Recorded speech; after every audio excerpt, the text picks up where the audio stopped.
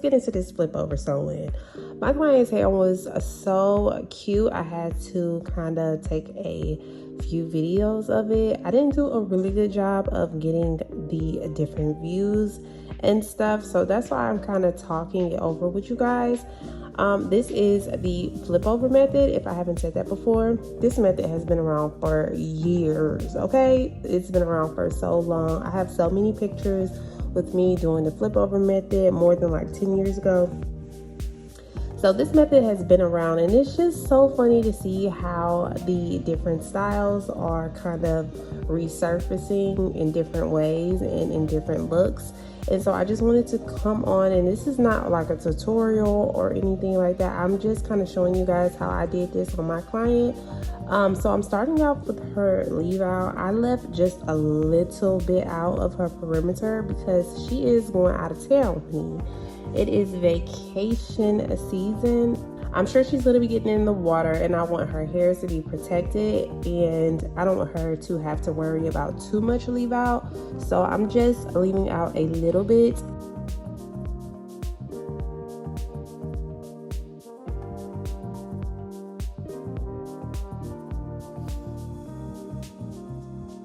I feel like I kind of filmed this video from the wrong angle, but that being said, I hope you guys really enjoy this video. I didn't get to film every part of this sew-in, so I hope that you guys can really get the gist of everything just by seeing what I'm doing and by what I'm telling you as well. So I just started off by parting and sectioning her hair off. Your section parts need to be able to cover the tracks, okay? So what you can do is take the end of your rat tail comb, lay it on the part, and see if your hair that you're leaving out will cover. And then that'll help you kind of make the decision on how much to leave out. This is how her braid out turned out, okay? So I just did the straight backs, and I just connected them at the bottom. I also did an anchor braid at the bottom just so her ponytail can lay super flat, which usually I will lay the track under that first braid.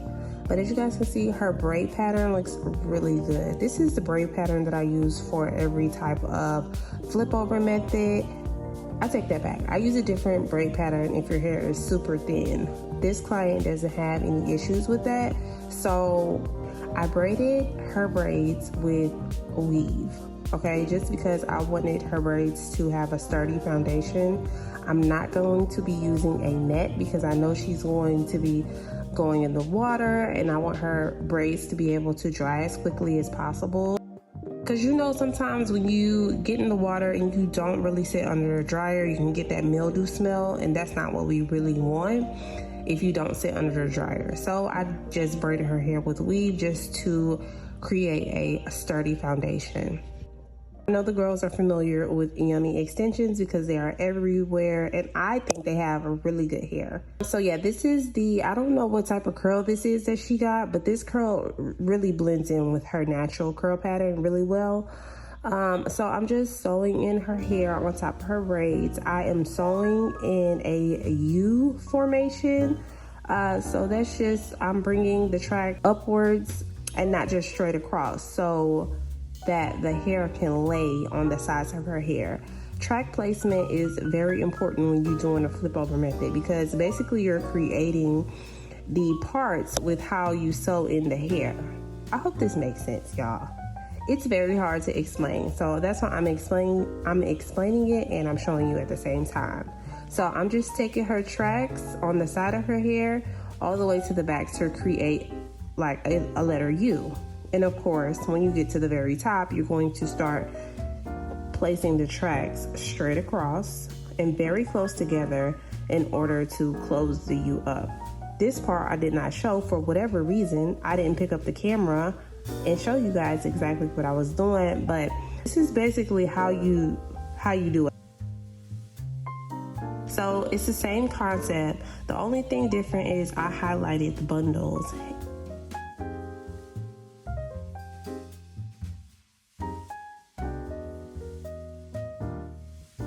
I only left out a little bit of hair because her hair is slightly a different texture. So I wanted her to not have a lot of maintenance when it comes to blending in her hair. And yeah, as you guys can see, I'm just bringing it forward so that it lays over her ears, so that's going to create the side part. Okay, so after you finish creating your U, you're gonna lay the tracks, like I said, straight across, and that's gonna give you the flip over method.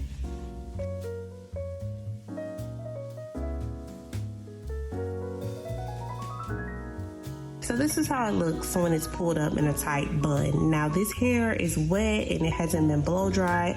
I feel like she would get a more sleeker bun after we blow dried it or just diffused it and kind of let the hair settle. Y'all know how curly hair is. It really don't be doing this thing until like the third day when it get in your hair. So yeah, this is how it looks. The ponytail is really cute. I actually love the color. I think it makes her hair pop and it's perfect for the fall. It's cute. It looks natural. It does, don't it? I love it. It looks cute on you. It literally looks like your hair. It looks like her hair. You know that's my go-to. That's what I be eating. Look like it's growing up. That's cute. It is. But this is what it looks like with nothing done to the leave out, and we're just taking it down out the ponytail. I think it looks really good. Of course, you guys can see the difference with her hair and the extensions because we haven't done anything. But on her lazy days, I think it'll look just fine, like really great. Yeah, this is without me doing anything. I'm just kind of teaching her how to flip it over, different styles that she can wear with this hair, because you guys know that we left the perimeter out. So since this is curly hair, you can get away with a lot of stuff. So we can do an up-down style, we can do a bun. It's just really versatile without a lot of hair left out. Why did I zoom in? I have no clue. I'm so sorry. The views and the angles of this video are a little bit shiesty.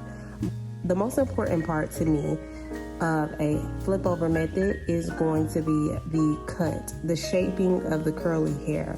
When you go in and shape your curly hair, it makes it look super natural. It starts to blend in with your real hair, so you don't have a few short pieces and long pieces. When you go in and really layer the hair, it really blends together and creates a look and a style instead of it just being curly hair sewn in, okay? So this really helps. Shaping the hair really helps to kind of bring the style together. And honestly, if my client's hair didn't blend so well on its own, I would say to add like some eye tips right along the front, some really tiny eye tips right along the perimeter to kind of give you a better blend, if that makes sense. But I don't feel like she needed that. It blended very well, and you guys will see hair coming up, okay? Down on my luck, when I get down on my luck, down on my luck, down on my luck, down on my luck, when I get down on my luck, down on my luck, when I get down on my luck, I hide behind my eyes in Hollywood, this ain't what you know, you need to know someone to know no one.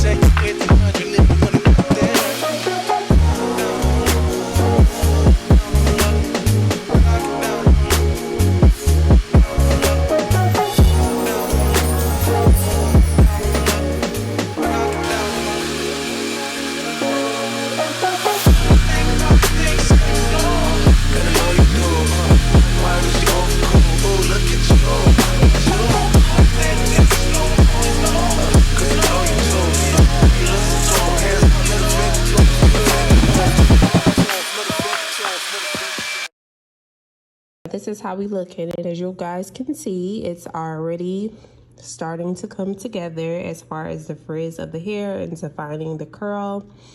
I flat twisted her leave out just to show you guys one way to do your leave out in order to blend. Y'all, I left this twist in for maybe like 5 minutes. I just used the foam that I was telling you about to do the twist, and I'm blow drying it so I can show you guys how it looks with just the flat twist, just blending in with the flat twist. And I'm gonna show you guys what it looked like.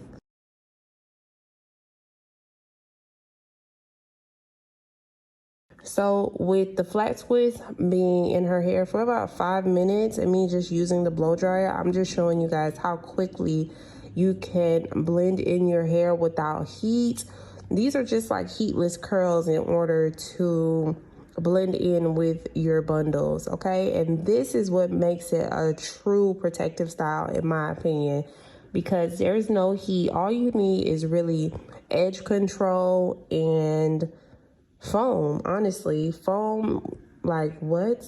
Foam is one of my favorite products when it comes to anything, any style. I love using foam. Y'all already know this about me, but y'all look at the blend. It already looks really nice, okay? And it was still a little damp. So you guys will see in the upcoming clips how you could tell it's a little damp, so I didn't want to move it around too much, because before you get to moving it around, you need to make sure that it's fully dry so that it doesn't get frizzy.